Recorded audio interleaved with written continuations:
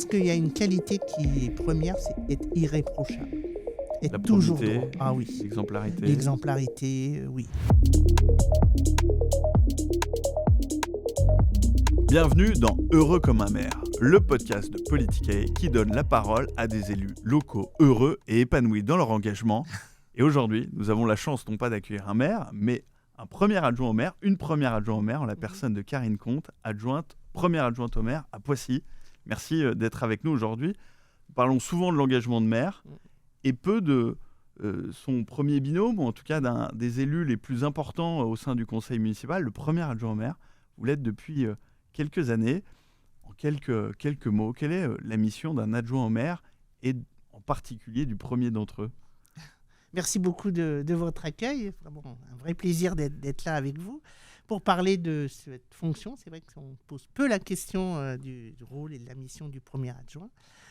Alors déjà, c'est, je pense, une aventure humaine parce que en fait, c'est une rencontre entre deux personnes qui s'entendent, qui ont un peu les mêmes valeurs, qui ont envie de partager et de s'engager au service de la population. Le mot engagement est pour moi hyper important. Ça veut dire que le maire et son premier adjoint doivent forcément bien s'entendre. Ah oui. C'est impensable pour moi de... D'abord, quand on est au sein d'un conseil municipal, on doit être loyal envers la personne avec qui on est, ce qui n'est pas toujours le cas malheureusement au fil du temps. Mais la loyauté, c'est quand même une valeur importante pour moi.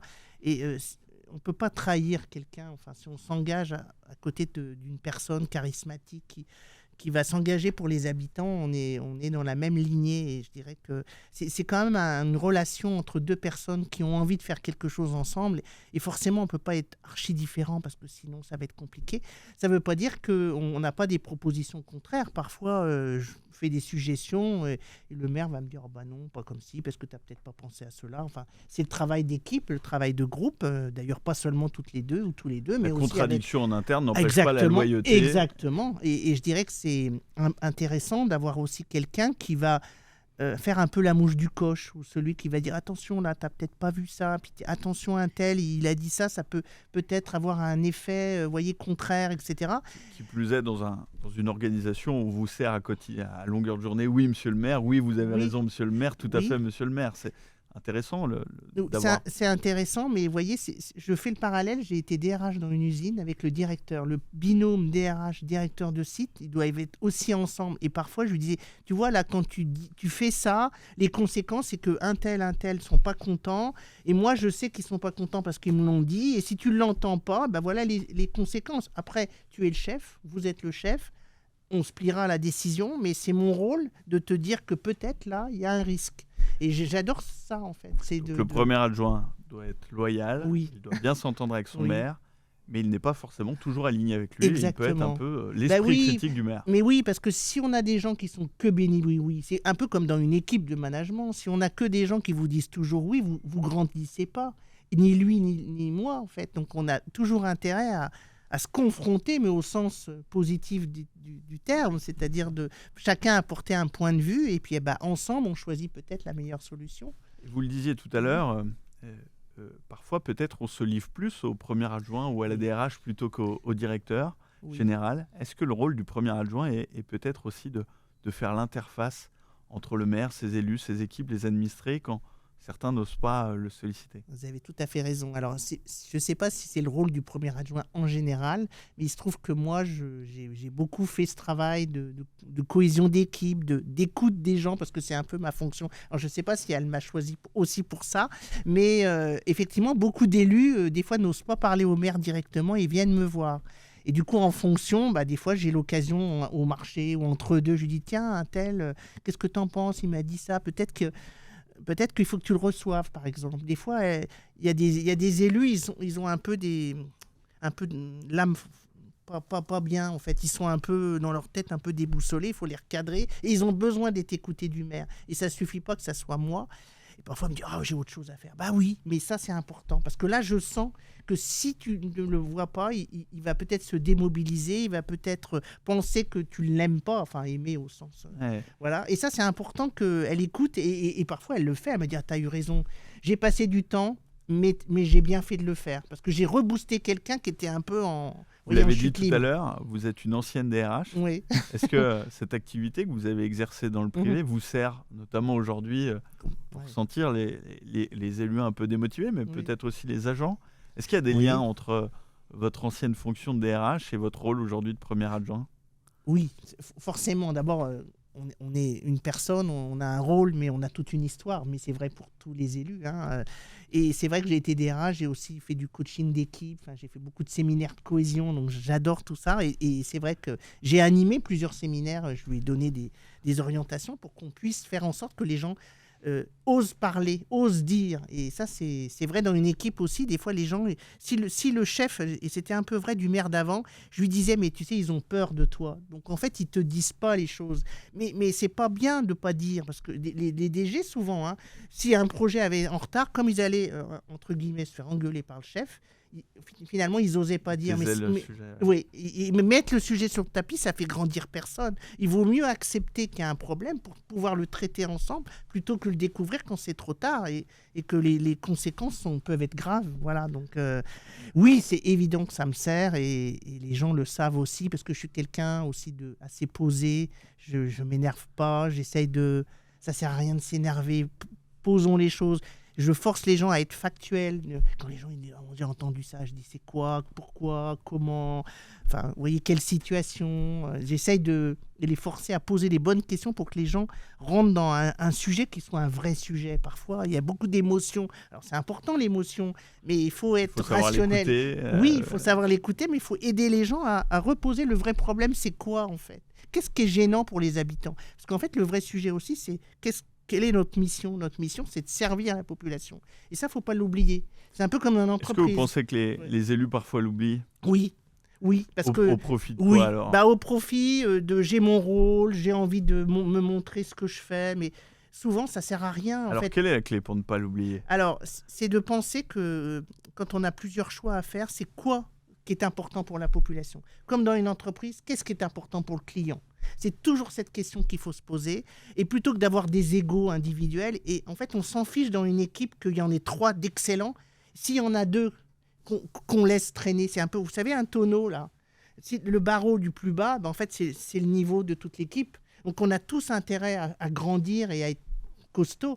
Et ça ne sert à rien d'être bon tout seul si on n'aide pas ceux qui le sont moins, parce que l'équipe, en fait, elle sera moins performante. Donc, c'est ça aussi que j'essaye de dire, qu'on s'en fiche que ce soit un tel qui ait porté tel sujet. Ce qui est important, c'est quoi pour les habitants. Et c'est un travail d'équipe. Et l'ego, il faut le mettre de côté. Enfin, et ça, c'est pas évident. Moi, j'ai pas d'enjeu personnel, en fait. Moi, je fais ça parce que ça me fait plaisir. Mais j'ai pas envie d'être maire. Donc, tout va bien, en fait. Est-ce que pour être un bon premier adjoint, il faut être dépourvu d'ambition de premier édile? Oui. Pour ne pas être en concurrence avec son maire. Il ne faut pas être en concurrence. Si éventuellement on a envie d'être maire, il faut que ça soit bien clair avec le maire. Des fois, il y a un premier adjoint qui est là parce qu'il va prendre la suite, auquel cas le contrat est clair dès le départ. Mais on revient sur la trahison éventuelle, sur la loyauté. Je pense qu'il faut avoir un bon binôme et que les choses soient claires. En fait. Moi, j'aime bien dire les choses, franchement. Si on ne dit pas les choses... On a tendance à croire qu'en politique, on ne peut plus dire les choses. Et le jeu politique national nous laisse à croire qu'on ne peut plus réellement traiter des vrais sujets, des sujets qui font mal. Vous parliez tout à l'heure de ne pas les laisser sous le tapis. On laisse par exemple dans notre pays la dette sous le tapis. Qu'est-ce qui fait qu'à l'échelon local, on peut traiter de ces sujets, on peut dire les choses sans que ce soit malvenu? Après, c'est une histoire de personnes et de... Si on veut agir et si on veut faire progresser la commune, les élus, etc., il faut connaître. Il faut d'abord commencer par chiffrer et faire un état des lieux. Enfin bon, je suis ingénieur aussi. Donc j'ai une lecture très scientifique de la chose. Oui, mais si on n'a pas de données, on parle dans le vide. Donc il faut commencer par faire un diagnostic, regarder de quoi on dispose et puis d'essayer de regarder comment on va progresser. Ne pas être factuel, ne pas avoir les éléments, c'est se tromper, c'est se voiler la face, c'est aller dans le mur. Alors peut-être qu'on fait une belle carrière personnelle, mais à quoi ça sert? Sans impact et sans sens. Sans sens, sans durée dans la... Voilà, enfin... En parlant de durée, je crois que vous êtes élu depuis plus de 20 ans. Oui. Vous avez connu le rôle de conseillère municipale dans la majorité, puis dans la minorité municipale, puis de conseillère déléguée, puis aujourd'hui de première adjoint au maire. Qu'est-ce qui vous a amené à avoir cette longue carrière et qu'est-ce que vous avez appris de tous ces rôles successifs et parfois un peu en opposition? Les rôles ne sont pas forcément en opposition, c'est plus une charge de plus en plus grande. Bon, après, c'est aussi lié à un cursus personnel. Quand je me suis lancé dans la politique, d'abord je travaillais, vous voyez, au Mans, donc à 200 km de la ville. Donc j'avais pas forcément envie parce que j'aurais pas la disponibilité pour. Donc j'avais dit au maire, moi ça m'intéresse de temps de liste pour démarrer, mais voilà, j'ai tel et tel emploi par ailleurs et je peux pas m'investir davantage. Et le contrat était aussi clair. Parce que ça aussi c'est important. Les gens qui veulent être tout de suite premier adjoint et qui n'ont pas la disponibilité. On a des élus qui touchent une indemnité et en fait, ils font rien. Ben non, ça, c'est pas possible. Là aussi, c'est un contrat clair. Il faut être honnête. Donc, moi, j'ai commencé petit parce que j'avais autre chose. J'avais aussi des jeunes enfants. Enfin, plein de choses dans la vie qui font qu'on ne peut pas tout faire. Voilà. Donc, un premier adjoint en tant que conseiller municipal de la majorité. Oui. Patatras. Après, on a fait quand même 7 ans, parce que c'était le mandat, on avait fait un an de plus. Qui avait été décalé à cause des élections présidentielles, absolument. Et il y avait trop d'élections la même année. Voilà. Donc décalé, mais malheureusement, votre équipe perd les élections. Exactement. Comment est-ce qu'on vit ça ? Mal parce que... Mais comme tout échec, alors après, on a rebondi. On le vit comme un échec personnel ? Non, un échec de l'équipe, non. Après, moi, j'étais pas non plus en position... Voilà, après, il y a eu des événements un peu juridiques, judiciaires, enfin, bon, il y a eu plein de choses. Ça peut être intéressant pour ceux qui nous écoutent. Pourquoi est-ce que vous aviez perdu les élections ? D'après vous, aujourd'hui ? Je pense qu'il y a un peu une usure aussi des personnes. C'était une personne qui avait déjà fait 4 mandats, donc c'était le 5e, donc peut-être... Le mandat de trop peut-être, je ne sais pas. C'est difficile de refaire après. Et puis, des procédures judiciaires qui ont mis mal à mal. La confiance aussi entre le maire et la population était un peu brisée, je pense. Et donc là, vous perdez les élections, changement de majorité municipale, absolument. vous vous retrouvez dans la minorité. Oui, pas tout de suite, mais... Le temps d'être appelé à la faveur de démission, j'imagine. Exactement. Et comment est-ce qu'on vit de se retrouver de l'autre côté de la table ? C'est pas un rôle évident parce que... Alors, moi, je pars du principe que tout n'est pas mauvais sous couvert que c'est l'opposition. Il y a plein de choses très bien. Voilà, donc c'est essayer de regarder comment on peut influer certaines décisions. Parler d'opposition, de minorité, c'est la même chose pour vous ? Est-ce qu'on est forcément Non, le mot opposition est sûrement pas le bon mot. Effectivement, dans la minorité, pas aux manettes en tout cas, donc une vision très réduite de la vie de l'exécutif, de ce qui se passe. Donc on n'a que des dossiers qu'on veut bien nous donner et puis on essaye ensemble de regarder comment on peut réagir, sachant que la réaction, elle ne sert pas à grand-chose. Parce qu'en conseil municipal, d'abord, peu de gens finalement écoutent les conseils municipaux. Est-ce que ce mandat dans la minorité vous semble plus long que celui dans la majorité ? En étant un peu spectateur de l'action municipale sans être forcément moteur de celle-ci. Comment plus long, moins intéressant, moins vivifiant, plus pénible. Ce qui est le côté, on n'a pas les moyens, on ne peut pas décider, on ne peut rien faire, c'est un peu... C'est frustrant. Bah oui, frustrant, c'est le bon terme, oui, frustrant. Après, c'est le jeu démocratique, ils ont choisi, voilà. Et donc vous êtes résiliente, vous restez, contrairement à d'autres qui démissionnent. Ah oui, j'ai été au bout de la mission. Et puis en plus, c'est toujours intéressant d'observer. Et puis ça nous permet quand même de suivre ce qui se passe dans la commune. De la commune, bien sûr. Voilà, donc ça c'est intéressant. Et puis après, c'est vrai qu'un nouveau candidat se lance. Un nouveau candidat arrive, vous rejoignez son équipe. Absolument. Vous donner son nom. Carl Olive, qui est une personnalité connue des Français tout à fait. aujourd'hui. Et c'est vrai j'ai beaucoup aussi appris à côté de lui. C'est toujours des expériences très enrichissantes. On apprend plein de choses. Il était déjà élu, il avait une expérience politique. Il a été élu au département, de mémoire un peu quelques années avant. Et puis c'est un peu une machine de guerre, c'est-à-dire qu'il prépare ça très longtemps à l'avance. Tout est ordonné, rien n'est fait au hasard. Et ça vous permet de gagner. Bien sûr, oui, alors, tout à fait. C'est quoi la clé de Carl Olive pour gagner ces élections ? Alors je pense qu'il est charismatique. Alors je crois que le mot le plus important, c'est le terrain. Le terrain. Je pense que c'est ça. Mais je trouve que c'est assez proche. Vous voyez, comment fait-il du terrain ? Ou comment est-ce que vous en avez fait ? Puisque j'imagine que toute l'équipe a été mobilisée. C'est d'être tout le temps... Par exemple, il y a un marché tous les dimanches, dans le marché principal à Poissy. Tous les dimanches, les gens sont là. Mais on a toujours continué d'ailleurs. Ce n'est pas seulement pendant les élections. C'est tout au long de la vie du mandat. Il n'y a rien de pire qu'une fois qu'on est élu... dans 6 ans. Non, c'est pas possible. Ça, les gens, ils sont pas dupes, absolument. Et donc du terrain tout le temps, les marchés, les événements, les inaugurations, rien. Enfin, on est partout tout le temps. Et je crois que ça, c'est vraiment la clé. Après, c'est une personne aussi charismatique, enjouée, qui. Et comment est-ce qu'il compose une équipe ? Parce qu'il arrive à débaucher des gens qui sont dans la minorité. Comment est-ce que il vous débauche et comment est-ce que tous ensemble vous montez cette équipe, ce projet? La minorité d'avant, ça devient la majorité parce qu'en fait j'étais dans la même audience quand même politique que Karl. Hein. D'accord. Comment dire, je pense que c'est moi d'abord une envie de continuer, de faire continuer, donc ça je lui ai dit, et puis après on s'est rencontrés, il insiste aussi sur et il a raison sur l'engagement qu'on peut donner, sur l'engagement de la famille.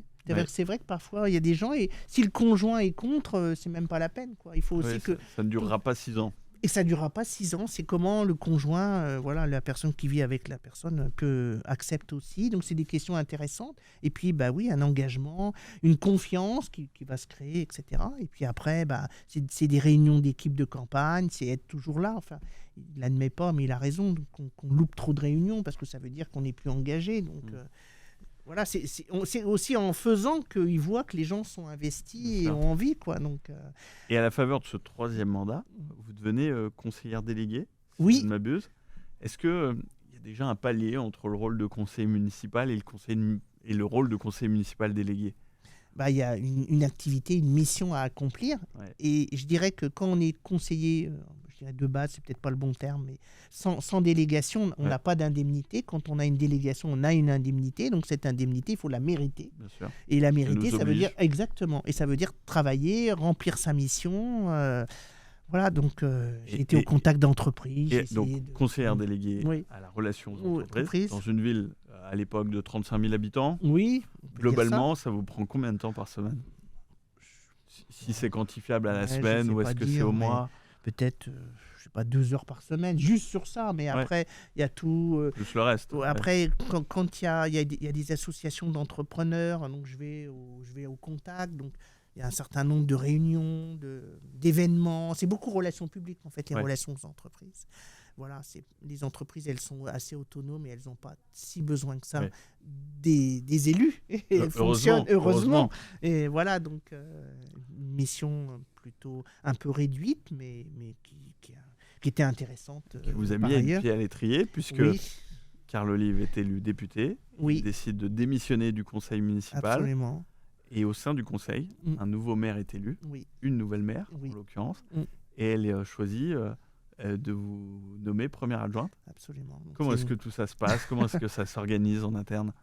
Alors, je pense que dans la liste, beaucoup avaient une délégation et des missions que moi, il s'est trouvé que j'avais quitté mon entreprise, donc déjà j'avais un peu plus de temps. De la dispo. La disponibilité, c'est quand même important. Donc, les relations humaines entre donc Sandrine Bernot dos Santos, qui était première adjointe, qui devient maire, les relations étaient sympathiques, conviviales, et on avait beaucoup d'échanges très constructifs. D'échanges constructifs ensemble, voilà, et donc elle m'a proposé, avec d'ailleurs l'aval de Karl Olive, de l'ancien maire, d'être sa première adjointe, qui était un honneur pour moi, et voilà. Donc après, elle m'a dit quelle délégation, les ressources humaines, je les avais, j'ai continué parce que voilà, j'adore ça. Les finances, parce que c'est un poste stratégique, alors je suis pas du tout dans les finances, mais bon, je dirais que les compétences, c'est pas si important que ça. C'est une vraie question parce qu'on a souvent de potentiels candidats qui nous disent mais moi j'y connais rien au fonctionnement d'une mairie. Est-ce qu'il faut être un expert pour être adjoint? Moi, je ne pense pas. Je ne suis pas du tout mais même maire. C'est un peu comme dans l'entreprise. Vous savez, plus vous montez les échelons, moins vous en savez. Vous êtes très polyvalent, mais en même temps, vous êtes expert de rien. Et ce n'est pas grave en soi. C'est peut-être d'ailleurs pas le rôle du politique d'être expert. Exactement. Il ne faut pas être expert. D'abord, il y a des gens qui ont des formations pour ça, c'est leur métier, et il faut s'appuyer sur eux, sur leur talent, sur leur expertise pour prendre les bonnes décisions. Donc là aussi, c'est une histoire de relations humaines. Avoir un DG avec qui on est en phase, c'est très important, qui vous donne les bons arguments pour prendre les bonnes décisions. Donc, c'est pas très grave de pas savoir. Pour les finances, il y a un directeur, une directrice des finances qui maîtrise parfaitement le sujet. Quel est le budget de votre commune? C'est pas une question piège. Non, c'est un peu plus de 80 millions sur le fonctionnement et 100 millions sur les investissements. Enfin, voyez, ça peut un peu donner le tournis quand on est néophyte et qu'on se retrouve à gérer 180 millions d'euros par an. Oui, mais c'est pas. Enfin, moi, je gère pas directement. C'est les directions des finances qui le font. Oui, on arbitre, oui, absolument. À un moment donné, on va décider de faire, on en parlait tout à l'heure, d'une nouvelle, des travaux dans la collégiale. Ouais. On a fait un nouveau conservatoire parce que le conservatoire, il était vieillissant. Donc ça, c'est des choix politiques qui ont un impact sur les finances, hein, évidemment. De ne pas augmenter les impôts. Ça, c'est, alors, depuis Carl Olive, on ne l'a pas fait, mais on a continué à ne pas le faire. Donc sur la taxe foncière, non bâtie et bâtie. Oui, le taux de la ville a même presque réduit, parce qu'on a fait une petite baisse, mais globalement stable. Mais bon, après, l'État augmente les bases. Donc, malheureusement, la facture finale, elle augmente, mais pas à cause de la commune, en tout cas. Donc ça veut dire que dans un paradigme global où les taxes foncières augmentent partout en France, il est possible, dans une collectivité bien gérée, de ne pas augmenter les impôts. Mais oui. Quelle est la clé alors ? Parce que, vous l'avez dit, 100 millions d'euros d'investissement par an, ça veut dire que vous dégagez de l'excédent de fonctionnement pour investir, dans un contexte de dotation qui sont parfois un peu à la baisse. Exactement. Oui, il faut faire... quel est le secret pour continuer à garder des collectivités dynamiques sans une dynamique fiscale ? J'aimais bien dans mon entreprise, un euro est un euro. Déjà ça, donc pas de dépenses inutiles. Qui plus est quand c'est l'euro d'un administré. Exactement, et c'est l'impôt de Pissiaquet. Donc effectivement, ça c'est vraiment, c'est une approche hyper rigoureuse comme on peut avoir dans une entreprise. Et je dirais que si on mettait des gens qui avaient une expérience d'entreprise, je pense qu'on gagnerait beaucoup dans la vie française, enfin dans la collectivité française. C'est vraiment avoir une approche de... Si j'ai pas l'argent, ok, il faut peut-être investir. Comment je fais pour le faire ? Et d'avoir des approches aussi pluriannuelles. On projette nos courbes. Avoir une vision de long terme, et pas simplement l'année prochaine. Si on fait un emprunt, quelles conséquences ça va avoir sur le long terme ? Ça, c'est vraiment important. C'est vraiment d'avoir une approche extrêmement rigoureuse. Des choses peut-être toutes simples, mais on va faire une réunion publique, on va faire un petit pot. Ça va être, comme dit Karl et même le maire aujourd'hui, un kir cacahuète. C'est quelque chose de très simple. Il n'y a pas d'extravagance. On fait quand même exactement, vraiment être sobre surtout. J'aime bien la frugalité, vous voyez.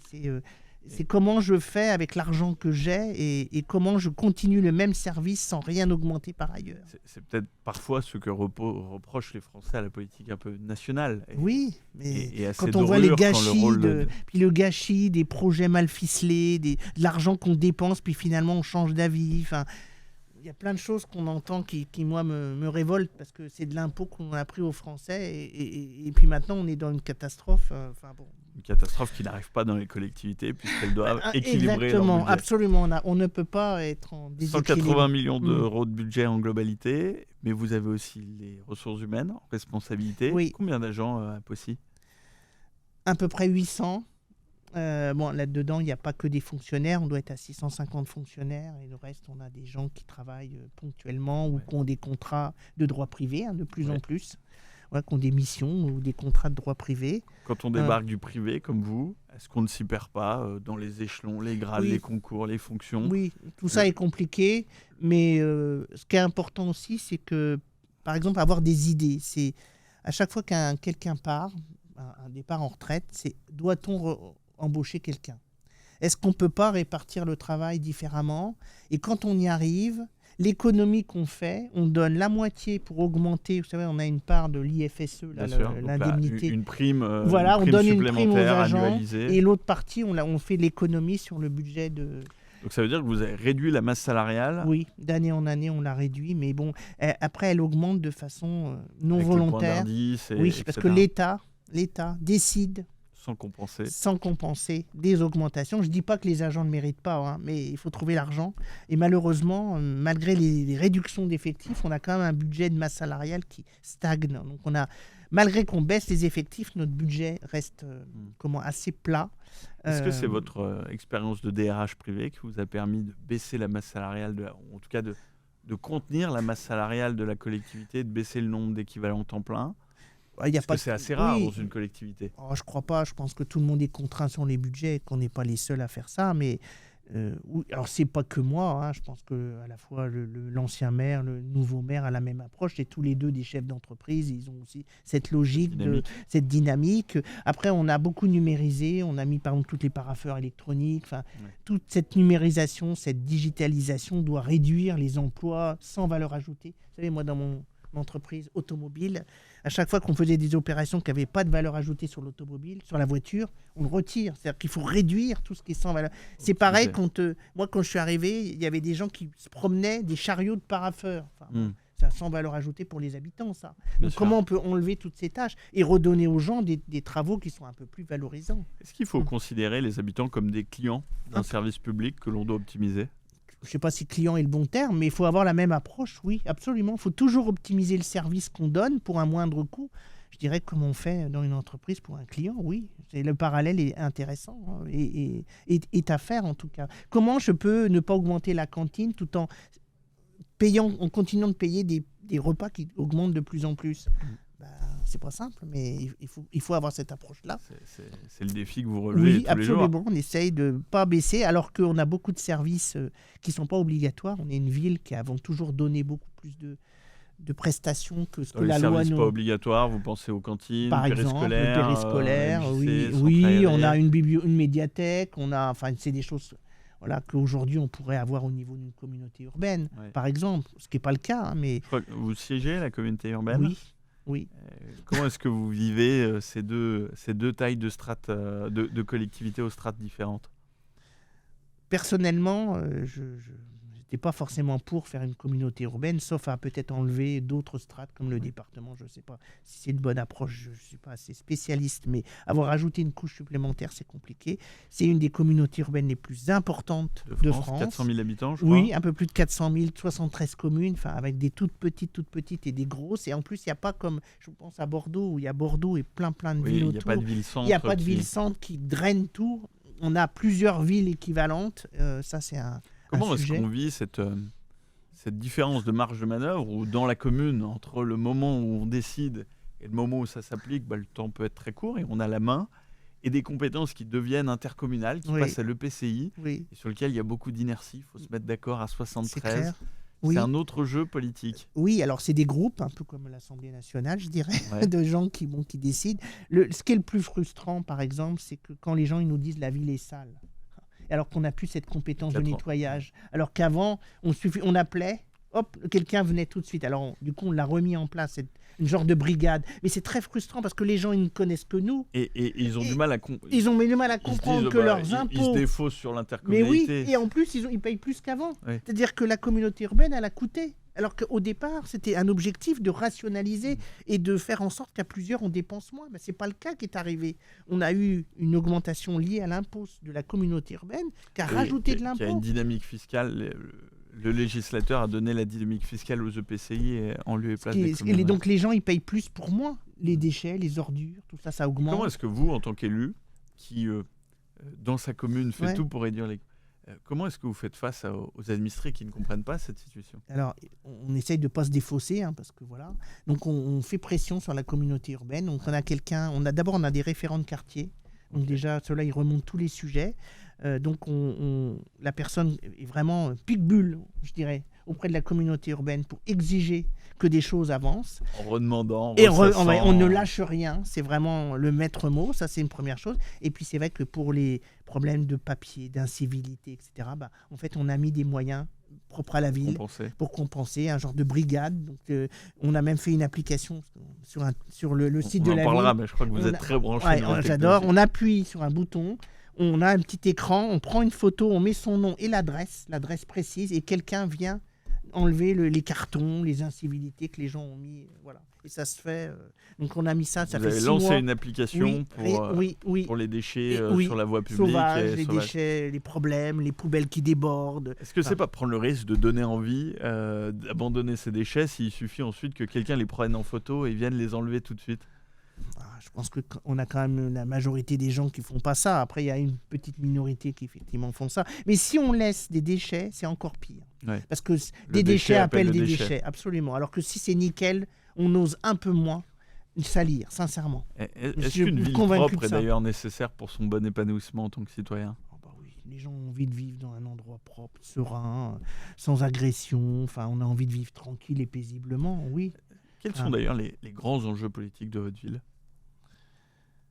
Ceux sur lesquels peut-être vous ferez votre campagne en 2026. Alors, je ne voudrais pas trop dévoiler. Je pense qu'on a beaucoup construit ces dernières années. Peut-être qu'on va aménager, et continuer, mais pas forcément continuer à construire.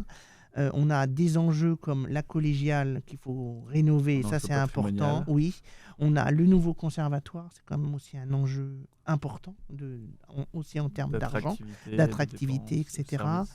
On a effectivement à continuer à permettre les mêmes taux de service sans augmenter à nouveau les impôts, on l'espère. Donc ça c'est vraiment important. Et faire, comment dirais-je, plus vert, plus encore réduction. On a changé par exemple toutes les lumières en LED dans toute la ville. Préparer la transition énergétique. Ah oui, je pense que ça, je ne sais pas comment, mais je pense qu'il faut continuer. D'ailleurs, un double enjeu, à la fois un enjeu économique pour les équipes municipales qui, comme vous, essayent de baisser les dépenses, et puis un enjeu environnemental et sociétal fort. C'est évident, mais par exemple l'énergie, on a une mairie ancienne qui est inscrite au monument historique. Oui, pas les monuments historiques, à l'inventaire supplémentaire des monuments historiques. D'accord. Et on a des fenêtres qui ne sont pas du tout double vitrage. Ah oui. Mais refaire ça, je ne sais pas combien de millions ça peut être. Mais... Est-ce que l'État répond présent sur ces grands dossiers ou est-ce que progressivement on a le sentiment qu'il se désengage quand, comme vous, on est dans la place depuis 20 ans? Vu l'argent, la dette de la France, je crois que l'État va mettre au plus urgent l'argent qu'ils peuvent, mais on parle de... je veux dire l'actualité, pour les collectivités. Non, je ne pense pas, je ne sais pas comment on va faire ça, mais ça c'est un vrai sujet. C'est comment à notre niveau on peut encore aller plus loin sur l'environnement et l'écologie. Je crois beaucoup à ça, de continuer à bien former les jeunes sur ces sujets-là. Le tri des déchets, c'est un vrai enjeu aussi, parce qu'on parle de... Comment dirais-je j'ai oublié le mot... de compostage, par exemple. Quand je vois que dans certains quartiers, les gens ont du mal à trier la bouteille de verre, la bouteille de plastique, comment ils vont faire du compostage? Parce que c'est hyper exigeant, le compostage. C'est très technique. Et pourtant rendu obligatoire par le législateur depuis cette année. Mais on a moi personnellement, j'essaye de le faire très très bien.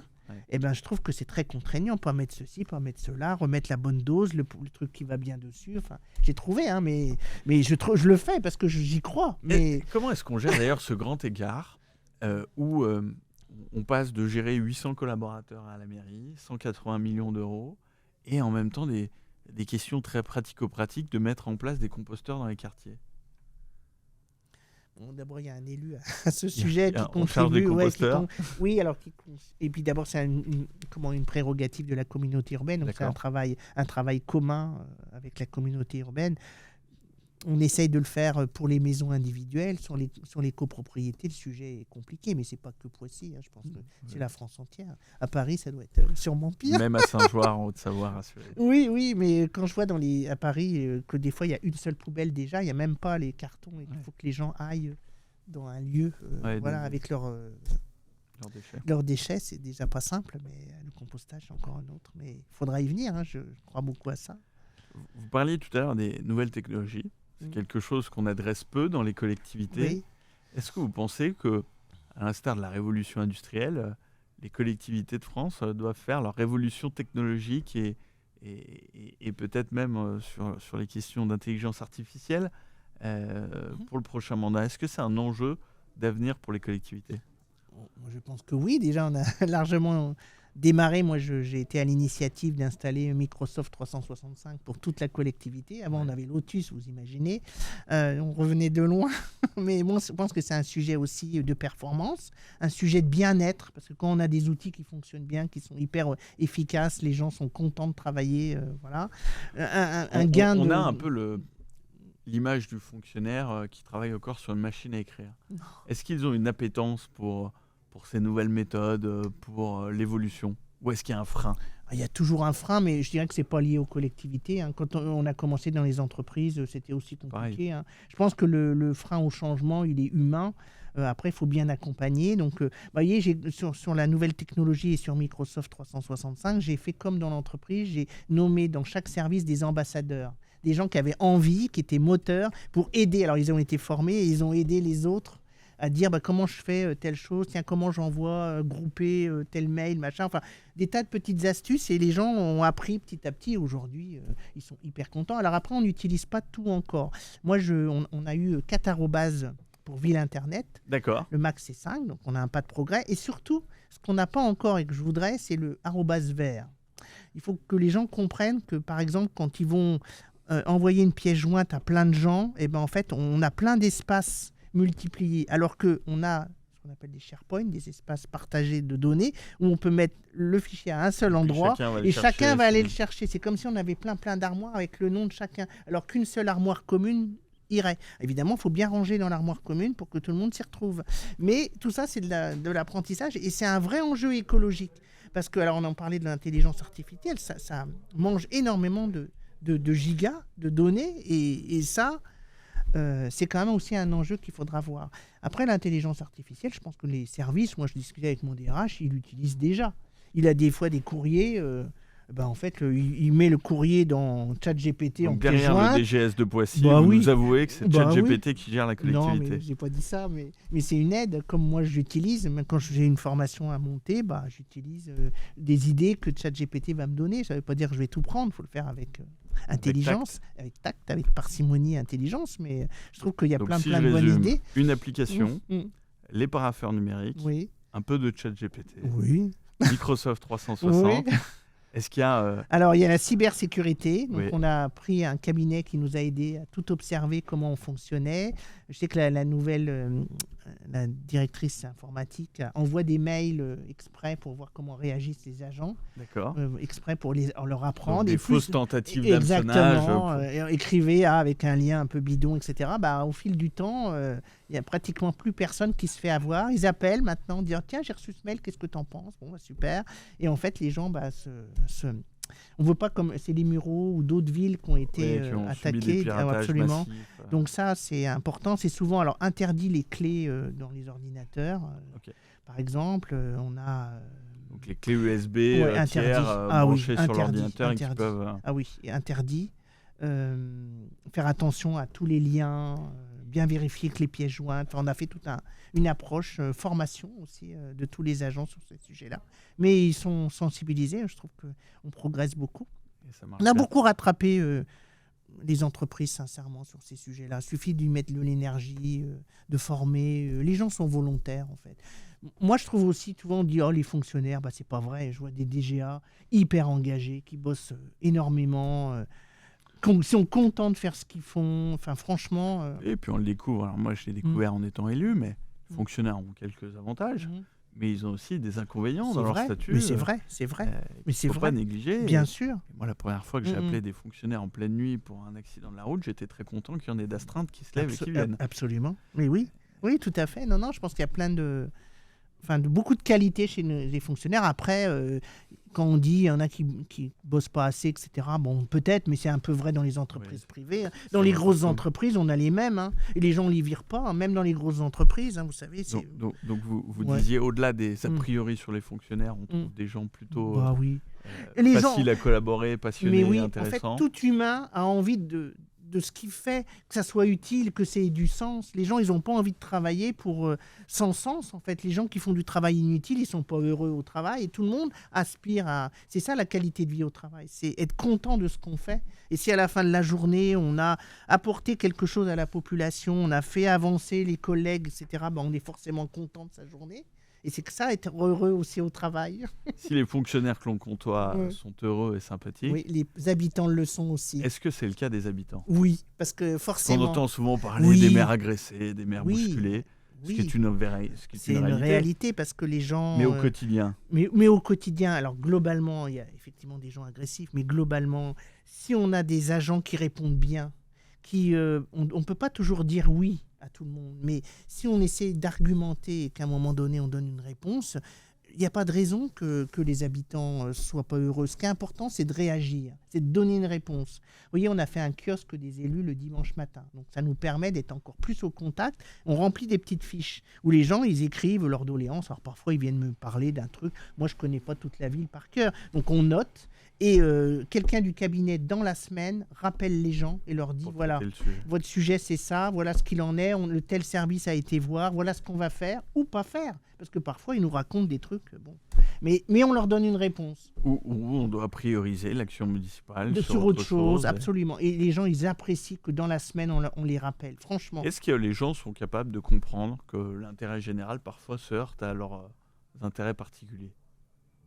Oui, mais plus ou moins. Il y a des gens qui sont de mauvaise foi, qui veulent rien entendre. Et ça, c'est la vie humaine. Hein. Vous voyez, par exemple, le train, le RER va aller jusqu'à Mantes. Oui.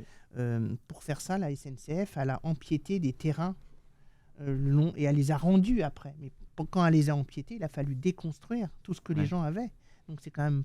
C'est lourd. Donc il faut accepter ça, mais dans l'intérêt général. Bien sûr. Il n'y a pas eu de... Quand un projet est bien expliqué, qu'on va voir chaque personne, indique ce qu'a fait la SNCF très bien, finalement le projet il s'est fait et il n'y a pas eu de procès. Sans collectif, sans ZAD, sans levée de bouclier, par le dialogue et par l'intérêt général. Mais à chaque projet, en fait, on va dans le quartier, on fait des réunions de quartier d'ailleurs tous les mois et on explique aux gens ce qui se passe. Le promoteur est là.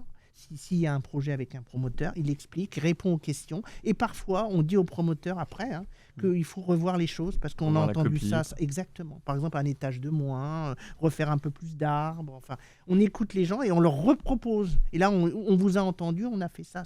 Après, il y a des équations économiques qu'il faut respecter aussi. Et parfois, vous avez demandé ça, ça, on ne peut pas. Mais le fait d'avoir eu cette discussion, que les gens sont impliqués en amont dans le projet, ça passe beaucoup mieux. Il faut le faire tout le temps. Les gens, ils ont envie de savoir ce qui se passe. 21 ans, 20 ans d'engagement politique municipal. L'une des clés, on l'a compris, c'est le dialogue, c'est l'explication, c'est la rencontre avec les administrés. Est-ce que vous avez appris d'autres choses en 20 ans sur le rôle d'élu que vous pourriez transmettre à des candidats qui ont envie d'avoir toutes les clés pour être les meilleurs élus possibles en 2026 ? Je pense qu'il y a une qualité qui est première, c'est être irréprochable. Être toujours probité, droit. Ah oui. L'exemplarité. L'exemplarité, oui. Rien attendre pour soi-même, et c'est presque une valeur un peu générale, ce que je vais dire. Mais en fait, on est là pour servir, pour donner. Il ne faut rien attendre en retour. Il ne faut pas le faire pour avoir quelque chose. Enfin, sincèrement. Tant que l'indemnité n'est pas très épaisse. Oui, alors après, elle est toujours bienvenue néanmoins. Il faut reconnaître. Mais bon, au-delà de ça... il faut vraiment donner, mais sincèrement. Il ne faut pas faire semblant, en fait. C'est être un peu authentique, mais bon, ce que je vous dis, c'est aussi des valeurs dans le management. Hein. Enfin, les gens la sincérité a encore sa place en politique ? Je pense. Après, peut-être qu'en montant... Localement, oui. Je pense qu'on est apprécié des gens si on l'est, si on est aligné entre ce qu'on dit, ce qu'on est, ce qu'on fait. C'est important, cette comment on dit, congruence. Je ne connaissais pas le terme, on le gardera. Vous qui avez été, on l'a compris, élu la première fois en étant cadre en charge des DRH, donc direction des ressources humaines, quelque chose qui prend du temps dans une grande usine en étant maman, si j'ai bien compris. Comment est-ce qu'on peut concilier ces 3 vies, ces 4 vies, sa vie professionnelle, sa vie familiale, sa vie d'élu et puis éventuellement quelques passions et quelques hobbies? C'est possible? Je crois que c'est une question d'envie, c'est une question d'être. Enfin, moi, j'ai toujours fait plein de choses. Je voulais rire, mais dès la 6e, j'ai été délégué de classe. J'ai été délégué de classe jusqu'en prépa. Moi aussi. Vous voyez, c'est un peu... c'est une envie d'être au service des autres, mais qui s'est manifestée. Alors, c'est peut-être un peu d'inné. Vous avez c'est le peut-être goût très jeune. de servir, d'aider, de grandir, d'apprendre. Moi, j'adore apprendre encore aujourd'hui sur des outils informatiques. Je me forme beaucoup, mais tout seul. Après, j'aime bien l'immobilier, j'aime bien l'urbanisme, des sujets un peu... pas forcément dans mon cœur de métier, mais voilà. Et dans l'entreprise, j'ai toujours aimé manager. Donc, au-delà d'être DRH, j'ai été responsable de la production d'une usine chez Renault. On faisait Laguna Espace. J'avais 1000 salariés avec moi. Et vous étiez toujours élu à l'époque? Et oui, alors j'étais pas élu avec une délégation importante. Mais ceci dit, oui. Et j'adore être au contact des gens. Donc c'est assez similaire finalement. Quand on manage, ce qui est important, c'est les gens, et c'est les gens sur le terrain. Et j'ai un souvenance de la première fois que je vais dans l'usine et que je vais au contact des gens. Il y a quelqu'un qui me dit « Pourquoi vous venez nous voir ?» Je dis « Je viens vous dire bonjour et voir si tout va bien. » Il me dit « Les chefs avant, ils viennent parce qu'il y a un problème. Oui, la machine s'arrête, un problème qualité, etc. Ils viennent. » Non. Et en fait, après, ils étaient habitués à me voir. Bon, en plus, il n'y avait pas beaucoup de femmes chef de département, donc en fait, on me repérait vite. Et en fait, les gens, ils gardaient ce qu'ils avaient à me dire quand je passais. Donc j'apprenais plein de choses. Mais c'est pareil en politique, il faut aller au contact des habitants. C'est la même chose, Et sincèrement. c'est doublement pareil en politique, puisque la place des femmes y est grandissante, mais Oui. il y a encore... Il y a encore pas tout à fait la parité. Je crois qu'il y a moins de 20% des maires qui sont Mais, des femmes. ouais. Et la parité, d'ailleurs, dans les communes de moins de 1000 habitants ne s'applique pas. Aujourd'hui, quelle est la place des femmes dans la politique locale? Et est-ce que vous trouvez qu'il y a une différence entre les hommes et les femmes en politique? Je sais, j'ai pas forcément réfléchi à cette question. Les hommes et les femmes ne voient pas les choses sûrement de la même façon. Les choses sont complémentaires, D'où l'intérêt de la différents. complémentarité Absolument. au sein du conseil. Je trouve que la non-cumul des mandats a laissé de la place à des femmes. De tous ceux qui sont devenus députés ont laissé souvent, comme c'est un homme, une femme, souvent, mais donc ça a laissé, je trouve, il faudrait faire des stats, mais ça a laissé de la place à des femmes de devenir mères ou d'autres postes. Ou adjointe au maire. Oui, aussi. Première adjointe au maire. Voilà. Je pense que c'est une histoire aussi de personnes. Enfin, je pense qu'on soit homme ou qu'on soit femme, il y a des gens qui sont plus proches des gens que d'autres. Je pense que vraiment, c'est aimer les gens. Enfin, c'est vraiment la qualité première. Je pense qu'un homme et une femme peuvent le faire chacun. Enfin, je pense pas qu'il y ait de différence sur ces aspects-là. Voilà. Après, quand au début, il fallait mettre des femmes, les femmes ont dit peut-être que c'était difficile parce qu'elles avaient leur fonction à la maison, peut-être difficile de concilier tout. Mais finalement, quand elles ont goûté, elles n'ont pas eu envie de s'en aller. Oui, oui. Donc voilà, après... elles se sont prises au jeu au même titre. Et moi, qui ai beaucoup défendu les femmes en fabrication, parce qu'il n'y en avait pas beaucoup, et que je disais, mais prenez des postes à responsabilité, parce que plus vous montez, moins vous faites vous-même du travail, plus vous déléguez. Et en fait, plus vous pouvez gérer votre temps comme vous l'entendez. Et c'est une vraie liberté, ça, de pouvoir gérer son temps comme on veut. Et c'est pas quand on est exécutant ou au premier niveau de management qu'on peut le faire. C'est quand on est en plus haut qu'on peut gérer plus son temps. C'est mon avis personnel et mon expérience. C'est pour ça que vous êtes devenue première adjointe. Oui, peut-être. Oui. Mais c'est vrai dans l'entreprise aussi. Il faut oser, en fait. Peut-être que les femmes osent moins. Et donc, est-ce que les femmes doivent oser s'engager en 2026 aux élections municipales? Oui, il n'y a pas de raison. Enfin, après, faut en avoir envie, il faut aimer les gens, il faut être prêt à cela, mais il n'y a pas de raison. Enfin, je pense qu'il n'y a pas de raison qu'un homme ou une femme... Je ne pense pas que nos différences jouent sur ce sujet-là. C'est vraiment une histoire de personne. C'est mon avis personnel. Merci Karine Comte pour ce témoignage inspirant d'une femme engagée au service de sa commune de Poissy. C'était un plaisir. Merci à vous. Merci beaucoup.